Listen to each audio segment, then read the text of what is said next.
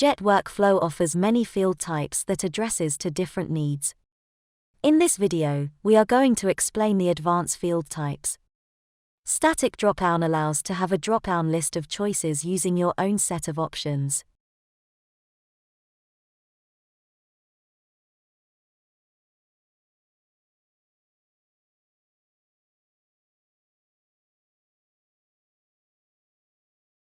This is how a static dropdown field type look like. You're able to choose from the choices that you have listed in the field type.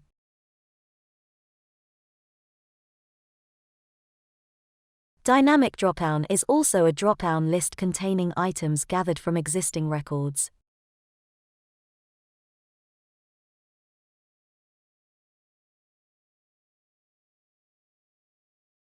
This is how a dynamic dropdown field looks like initially when there is no data. Let's add a new record.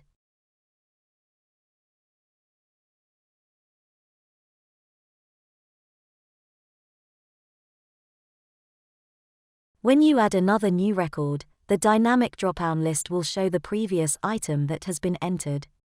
The dynamic dropdown list will grow as you enter more data.